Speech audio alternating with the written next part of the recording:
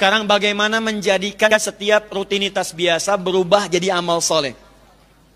Caranya ada dua.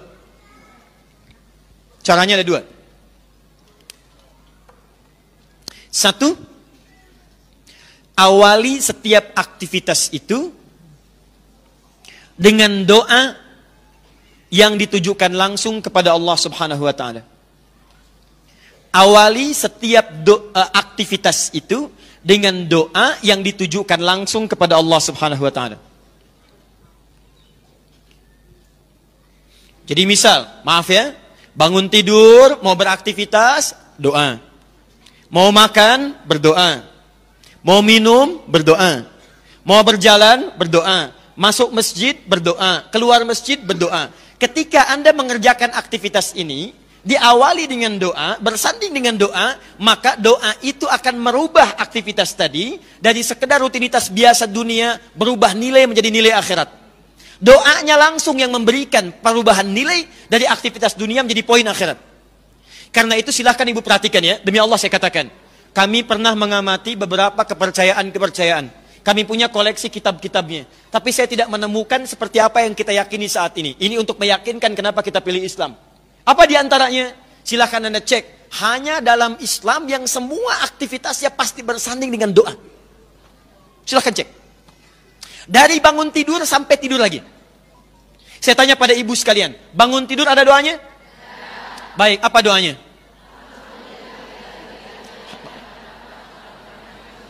Tahu dari mana? Baik. Gak ada di Al-Quran, ya, di hadis ya. Di Al-Bukhari nomor hadis 181, riwayat Jundub bin Junada, dikenal dengan Abu Dzar Al-Ghifari. Adalah Nabi SAW jika bangun dari tidurnya, coba di-combine, digabungkan dengan hadis riwayat Abu Daud. Nomor hadis 1369, riwayat Ibnu Abbas radhiyallahu ta'ala anhuma. Jadi yang Abu Daud, nomor hadis 1369, digabungkan dengan hadis riwayat Al-Bukhari. Ya.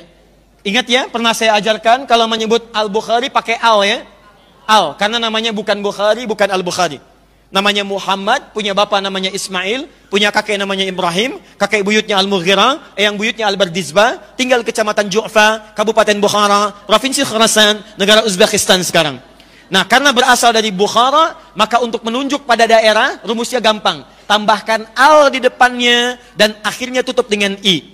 Kata Imam Al-Bukhari, saya berasal dari Bukhara. Dia katakan, Ana Al-Bukhari. Ada Syekh Nawawi dari Banten, Ana Nawawi Al-Bantani. Syekh Yasin dari Padang, Syekh Yasin Al-Padangi. Syekh Abdul Somad dari Palembang, mufti dulu, Syekh Abdul Somad Al-Palembangi. Boleh. Syekh Ahmad Khatib dari Minangkabau, Syekh Ahmad Khatib Al-Minangkabawi. Ya, Kang Daan dari Bandung, Jawa Barat. Kang Daan Al-Bandungi, Jawa Barati. Boleh. Sah. Nomor hadis 181 dari Jundub bin Junabah. Ya. Abu Daud nama aslinya bukan Abu Daud. Nama aslinya Sulaiman. Dari Sijistan dikenal dengan Sulaiman As-Sijistani. Hafal hadis 500.000 hadis. Bukan hanya isinya saja, tapi dengan sanadnya. Matan dengan sanad. Sanad itu yang meriwayatkan hadis sampai ke Nabi. Dari sifulan sampai ke Nabi. Kata Ibnul Qayyim Al-Jauziyah rahimahullah, dulu ada Nabi Daud bisa melunakkan besi dengan tangannya. Ini Abu Daud bisa melunakkan hadis dengan lisannya. Karena gampang sekali, ini sahih, ini dhaif, ini benar, ini salah. Maka sejak saat itu dikenal dengan Imam Abu Daud. Menulis kitab disebut dengan Sunan Abu Daud, nomor hadis 1369. An Ibni Abbasin radhiyallahu ta'ala anhuma. Hadis riwayat Ibnu Abbas, semoga Allah meridhai kepada beliau dan bapaknya. Qala, beliau mengatakan, kana Rasulullah sallallahu alaihi wasallam, bima makna? Adalah kebiasaan Rasulullah sallallahu alaihi wasallam idza staiqadha min naumihi, jika bangun dari tidurnya, fajalasa, beliau duduk terlebih dahulu. Duduk dulu. Wa masaha biyadihi min athari naumihi, kemudian menghapus bekas ngantuknya. Setelah itu faqara'a khawatima surah Ali Imran, beliau membaca 10-11 ayat terakhir di surah Ali Imran.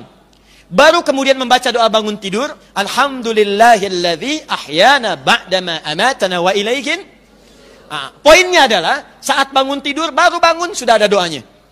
Setelah itu, thumma dhahaba ila shinin mu'allaqah, beliau pergi ke kamar mandi, fatawadha, untuk berwudu. Masuk kamar mandi ada doanya lagi, Bu. Silakan cek, ada doanya? Keluar kamar mandi ada doanya? Cuma dalam Islam. Masuk masjid ada doanya? Keluar masjid ada doanya? Dan masuk masjid dengan masuk kamar mandi, doanya bisa beda. Silakan cek. Bahkan langkah kakinya pun tidak serupa. Masuk masjid kaki kanan, keluar toilet kaki kanan. Oh, kan? Ulangi. Masuk masjid kaki, keluar masjid kaki kiri. Baik, keluar toilet kaki kanan, masuk masjid kaki kanan, masuk toilet kaki. Doanya pun tidak sama. Tuh. Makan ada doanya, minum ada doanya. Pertanyaannya, Ustadz, apa faidah manfaat dari doa itu? Lihat sini. Orang yang minum tidak berdoa pun, maka minumannya akan menghilangkan haus, tidak ada bedanya. Tapi ketika Anda katakan dengan doa misalnya, baca doanya begitu diminum, doa itu akan merubah aktivitas minum, bukan sekedar rutinitas, tapi bernilai pahala akhirat. Dituliskanlah kemudian. Pekerjaan yang dikerjakan dengan doa itu disebut dengan amal soleh.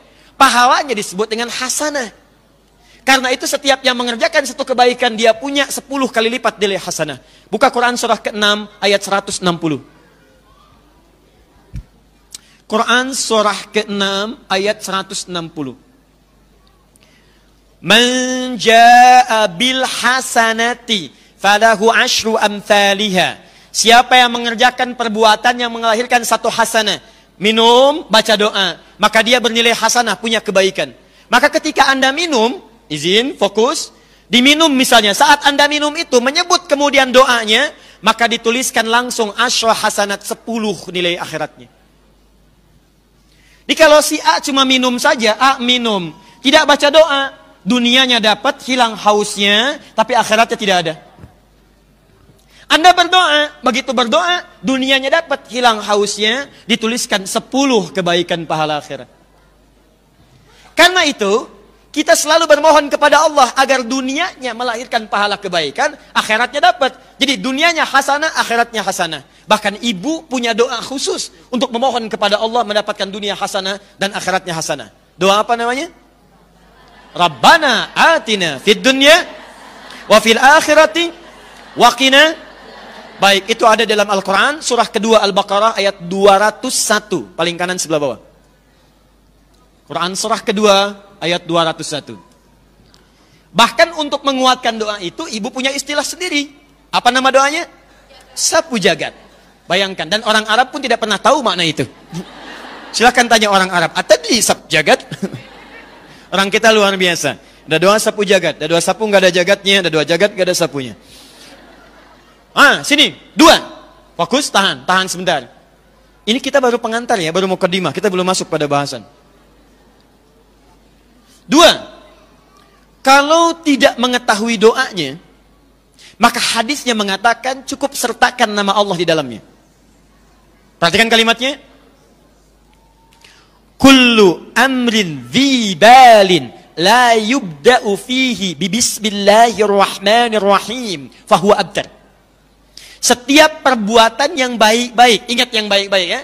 Berhijab itu baik, menutup aurat itu baik, baca Al-Quran itu baik, makan itu baik, minum itu baik. Semua yang baik-baik, kalau Anda belum tahu doanya, saya nggak tahu doa minum, saya nggak tahu doa berpakaian, saya belum hafal doa makan, maka kata Nabi, lihat kalimatnya, cukup sertakan sebelum aktivitas itu kalimat Bismillahirrahmanirrahim.